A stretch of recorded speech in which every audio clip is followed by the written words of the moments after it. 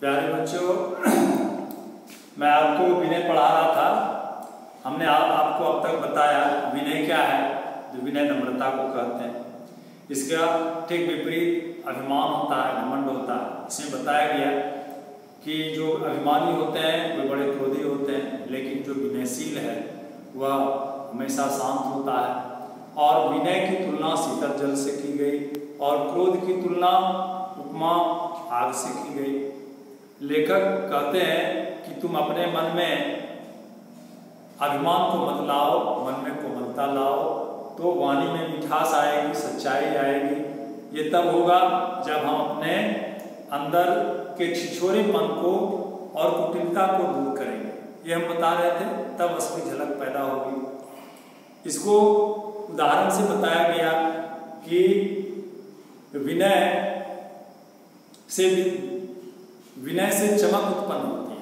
हम विद्या प्राप्त करते हैं तो बुद्धि प्राप्त होती है, और बुद्धि के साथ यदि विनय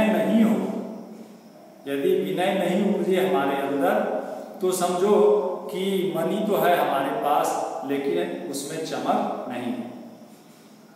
एक अभिमानी किस प्रकार नीचे गिरता है और एक विनयशील किस प्रकार बाधाओं को झेलकर फिर भी बाधाओं के बीच खड़ा रहता है, इसका उदाहरण नदी के किनारे के खड़े वृक्ष से बता रहे थे कि नदी के किनारे बेत का छोटा पौधा धारा के आने से झुक जाता है और फिर धारा के गुजर जाने से ज्यों का त्यों खड़ा हो जाता है।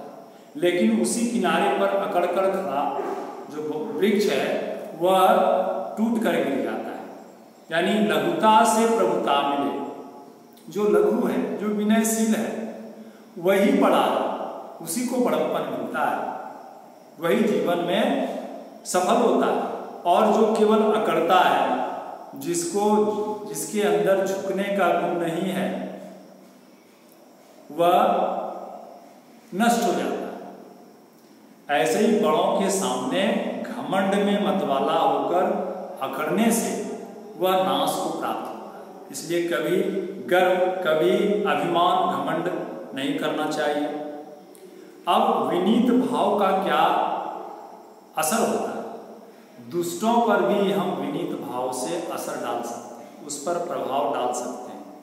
धीरे धीरे अशिष्ट व्यक्ति को भी, दुष्टों को भी विनय का पाठ पढ़ा देना कोई असंभव नहीं। विनय से हम उसको जीत सकते हैं। विनयी मनुष्य को शांत भाव से चलना चाहिए, अकड़कर नहीं चलना चाहिए। धीरे धीरे गंभीर चाल का प्रभाव मंद लोगों पर भी पड़ता है। सब लोगों से हमेशा सरल और नरम बोलना चाहिए। कहते हैं मीठ बोलिया जग जीतैया। जो मीठा बोलता है वह सारे जग को जीत सकता है। हम अपने बाहुबल से और धन के बल से संसार को नहीं जीत सकते, लेकिन एक मीठा वचन से हम सारे संसार को जीत सकते हैं। इसलिए कहा गया मीठ बोलिया जग जीतैया। इसलिए बड़ों से हमेशा अदब का व्यवहार करो, शिष्टाचार का व्यवहार करो, नम्रता का व्यवहार करो। गुरुजनों का आदर करने से जीवन में बढ़ोतरी होती है। हमने देखा है अपने स्कूल में, अपने शिक्षक के जीवन काल में हमने बहुत ऐसे विद्यार्थियों को देखा है जो ऐसे विद्यार्थी थे जो पढ़े, बहुत अच्छे, इंटेलिजेंट थे, लेकिन उनके अंदर विनय की कमी थी। तो बाद में पता चला कि जीवन में वे सफल हुए, लेकिन उनकी तुलना में जो पढ़ने में वैसे नहीं थे लेकिन विनयशील थे। शिक्षकों के साथ, बड़ों के साथ अदब से पेश आते थे, उनके सामने अच्छा व्यवहार करते थे, मन से इज्जत करते थे। हमने देखा, पाया, सुना, अनुभव की बात है कि ऐसे बच्चे, ऐसे छात्र जीवन में बड़े उन्नति करते हैं। तो बड़े गुरुजनों का आदर करने से जीवन में बढ़ोतरी होती है। और यदि तुम विनय का मुकुट सिर पर धारण कर लो तो तुम राजा बन जाओगे, गुणों का राजा, गुणों के राजा तुम बन जाओगे यदि विनय का मुकुट सिर पर तुम धारण कर लोगे। आप देखो कि जब पेड़ फल से लद जाता है तो क्या होता है? वो अपना मस्तक झुका लेता है, झुकता है, वो झुक जाता है। और जिसमें फल नहीं होता, जो फल से लदा नहीं होता, अकड़ कर खड़ा होता है, क्योंकि उसके पास फल नहीं। जब कोई लता के फलों के भार से नभती है, जब कोई लता फलों के भार से नभती है, झुकती है, तब ऊपर से नीचे लटक पड़ती है। अब बादल आसमान में तुमने देखा होगा, जिसमें पानी नहीं है वो काफी ऊंचाई पर होता है, क्योंकि उसके पास पानी नहीं। लेकिन जो भरा होता है, जिसमें जल पानी भरा होता है, वह नीचे आकर लटकता है, पृथ्वी के पास आकर लटकता हुआ दिखाई पड़ता है। ऐसा होने से पेड़, लता और मेघ की सुंदरता बढ़ जाती है। जो मेघ नीचे लटक जाता है जल के कारण, जो फल से लद जाता है पेड़, वह झुक जाता है, इससे पेड़ की सुंदरता बढ़ जाती है। 4 गुण ऐसे बादलों की सुंदरता बढ़ जाती है, महत्व बढ़ जाता है 4 गुण। इसलिए तुलसीदास ने कहा है, बरसही मेघ भूमि नियराए, बरसही मेघ भूमि नियराए, जथा नवहि बुध विद्या पाए। जिस प्रकार मेघ नीचे आकर बरसता है, जो बरसने वाले मेघ हैं वह नीचे आकर लटकते हैं, नीचे आते हैं, ठीक ऐसे ही जथा, ठीक उसी प्रकार नवहि, नवते हैं, झुकते हैं। कौन? बुध, जो बुद्धिमान लोग हैं, विद्या पाए तो उनको विद्या प्राप्त होती है। जो बुद्धिमान लोग होते हैं वह झुककर दूसरों से विद्या प्राप्त करते हैं, जैसे कि बादल झुककर पानी बरसाता है। तुम लोगों के रूप और ज्ञान की शोभा भी तब अधिक बढ़ जाएगी जब विनय को तुम अपने गले का हार बना, अपने हृदय में स्थान दोगे, अपने गले का हार बना लोगे, अपने गले में रख लोगे। यानी कहने का अर्थ हुआ कि उसको अपने तहे दिल से स्वीकार करेंगे, उसको अपनाएंगे, उस गुण को विकसित करेंगे, विनय को, तो तुम्हारी ज्ञान की शोभा, बल की शोभा और बढ़ जाएगी।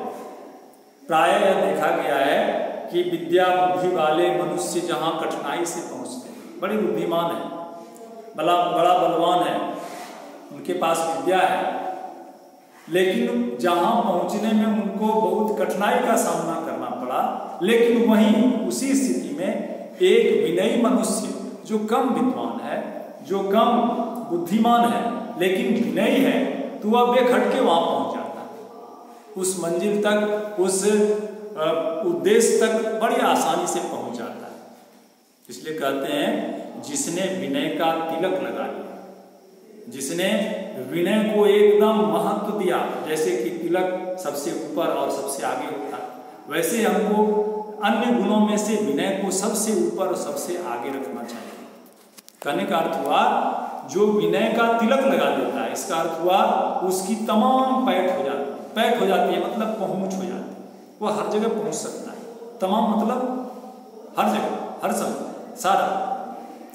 और जो डींग हाँकता है, ऐंठता चलता है, उसको हर जगह मुंह लटकाए खाली हाथ लौटना पड़ता है। लेकिन विनयी किसको कहें? विनयी होने का मतलब यह कभी नहीं है कि हम वीरता निर्भयता से बिल्कुल हाथ धो लें और डरपोक बनकर अपने को नीचहीन समझकर और सबके सामने हम अदब का व्यवहार करें, झुकते रहें। ये विनय नहीं है, कदापि नहीं। इसको सपने में भी ऐसा नहीं सोचना चाहिए कि हम डरपोक बन जाएं, डर जाएं और झुक जाएं। ये कभी ऐसा नहीं होता। अपमान को सहकर, दांत निकोड़कर आगे आना, झुककर, ये विनय नहीं है, ये कदापि विनय नहीं है। जिस विनय में वीरता नहीं है उसको कायरता कहते हैं। विनयी मनुष्य की पहचान है, वो वीर होता है। वीर मनुष्य वही है जो विनयी है। रामधारी सिंह दिनकर ने बहुत अच्छी एक पंक्ति कही है कविता में, विनय सोती उस भुजंग को जिसके पास कर लो, उसे क्या जो दंतहीन विनीत सरल। हम किस सांप को कहेंगे कि विनयी सांप है?